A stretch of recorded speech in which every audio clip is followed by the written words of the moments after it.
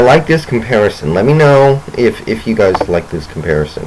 I read it in a Bill Simmons column. Jacksonville giving David Garrard a $60 million contract would be kind of like NBC giving Andy Samberg $60 million right after Dick in a Box.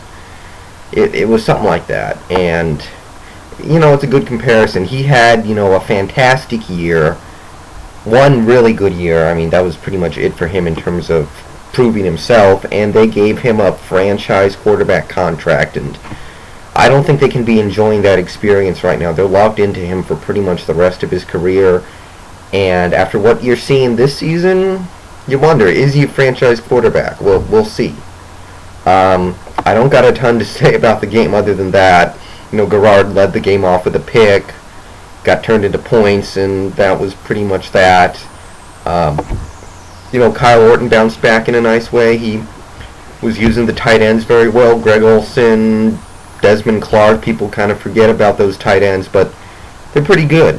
Especially Olsen, he's very talented. He's, maybe not as much as Kellen Winslow or Jeremy Shockey and those tight ends from Miami before him, but he's very good. Matt Forte, very nice day. I'm watching these rookies. Some of these rookies have a chance to be very special, so keeping an eye on that. This game really isn't terribly interesting. I'm not sure if Chicago is really still in it. I think Minnesota has kind of moved up in that division, and I think they'll be taking it now. But as long as Chicago keeps winning, they're still in it. So, speaking of the NFC North, Green Bay is out. I never would have guessed that they would have been out because they lost to the Texans, but things change fast in the NFL. It was a good game. I was watching most of it on Gamecast. It was a good quarterback duel. Aaron Rodgers played really well. Matt Shaw played better. Ryan Grant played really well. Steve Slayton played better. It was a nice offensive shootout. You had, Driver and Jennings making big plays down the field. You had Kevin Walter had a huge game. Andre Johnson, Owen Daniels. It was a nice offensive exhibition. Really. I don't want to put this on Aaron Rodgers. That's what a lot of people are doing. They're talking about trading Brett Favre and letting Aaron Rodgers start. One thing that, Green Bay did that I really think hurt them was the Corey Williams trade. They traded him to Cleveland for, I want to say a second-round pick. That sounds about right. Second-round pick, and then I think Cullen Jenkins got hurt, and they released Kabir Bajada-Biamila, KGB. That hurt. I think Al Harris was hurt for a while, Atari Bigby. Nick Collins keeps getting hurt, and, right about now they could really use Corey Williams. They don't have the ability to stop the run, it seems. I mean, I remember early this season, they let Marion Barber run all over him. This week it was Steve Slayton. I think they let Adrian Peterson run all over him in a couple games this year. So, sometimes you try and outsmart everyone else, and you outsmart yourself. So, it was a great offensive shootout. Came down to the last-second field goal by Houston.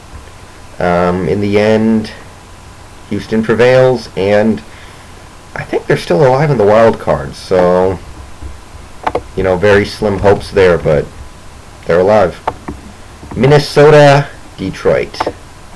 It's like the guys on NFL Primetime said. Detroit tried their guts out. They gave it their all. Culpepper probably played his best game of the year. He didn't turn it over. He, had that long touchdown to Calvin Johnson that I thought might have actually put them in the lead for good. I wasn't sure if Minnesota would be able to score with Tavares Jackson.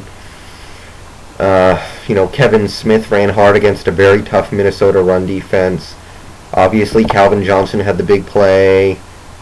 The defense got back there, was getting good pressure.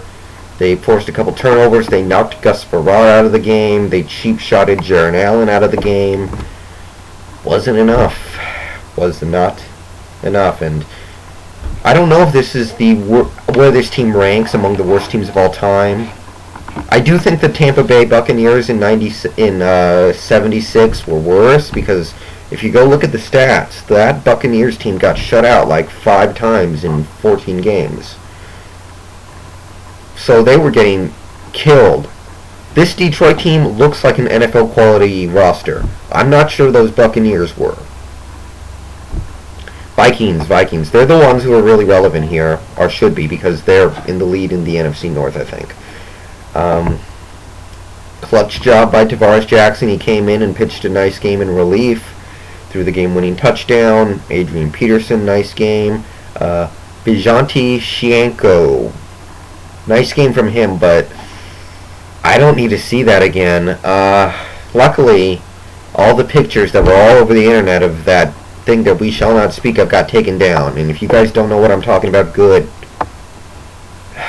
We don't need that. Oh, and props to Jared Allen for coming back pissed and putting the Lions in their place after they cheap-shotted him out of the game. I think he came back and had a couple sacks, so good stuff. Colts, they dominate, and it kind of pissed me off because I had the chance to take the Colts minus 14, and I was like, you know, that seems pretty good, but the Colts have only blown out one team this year, and that was the Ravens. They couldn't blow out Cleveland. They couldn't blow out San Diego. They're not really killing teams, so I'm going to stay away from that. I took the Jets -5, which did not work out. Yes, I'm actually betting on sports now. It's on sensesports.com. You can go there and check it out if you like. You don't actually need to use any money. I'm not going to explain how it works. You guys can go check it out. It's a cool site. Let me know if you do. This game, pretty much the definition of domination. Manning, stellar. 300 yards close to and 3 touchdowns. Never really could run the ball. You know, Cincinnati's defense is not atrocious like it used to be. It's actually not that bad this year. This year, the offense is the problem. Marvin Harrison, he's slowly getting better every week. Watch out for him in the postseason. Last year, he was the playoff GOAT. To me, the biggest play in that game they lost to San Diego was Marvin Harrison's fumble. So maybe he'll get back there and redeem himself. Jenny Robinson, I think his name is. Jin Robinson. The backup tight end for the Colts now. He's becoming a part of this offense like Ben Utek was, which is just another weapon to use. Just everybody got a little bit involved in here. Clark and Gonzo had a touchdown each. Wayne came up with 5 catches. My favorite thing about this game, though, was Robert Mathis and Dwight Freeney combining for 4 sacks. Mathis had 2.5. Freeney had 1.5. Kelvin Hayden had 2 picks. One he took back to the house. Colts forced a couple fumbles. And the only thing that kept this game from being pretty much flawless was a Dallas Clark fumble on the 1-yard line that led to Cincinnati's field goal. Nothing really to say about Cincinnati. It was a expectedly dull offensive performance. They had 1 good drive and they kicked the field goal, but that's about it. Titans, Browns.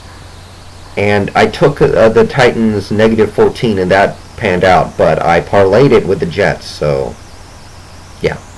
I mean, it's not a serious amount of money. It's like, you guys will have to go to the site to see what I'm talking about. It was like 20 cents. You gotta go there. If you do, let me know. We can friend up, and that'll actually increase our, how much money you can make. But anyway, this game, Titans, started off slow. Kerry Collins looked like he remembered who he was. You are Kerry Collins. But one thing I liked here was the Titans did not panic. They kept running the ball. They did not go, oh my God, we're down 10 points or whatever it was. We gotta start throwing it deep and going for the big play. They stuck with what works best for them. And, you know, Chris Johnson, huge game. Lindo White had a very nice game. Kerry Collins bounced back to throw a couple touchdowns. Once again, they're just staying away from the passing game, and it's working really well for them. You know, I'll give credit to the Browns. I thought they were gonna get killed 40-3 with Ken Dorsey out there, and Dorsey did not play that awful. I mean, if you look at the Browns' offense, it was pretty bad. They could not move the ball, but at least they didn't turn it over. I mean, they couldn't move the ball worth a lick, but they at least avoided the turnovers for most of the game, so there's that.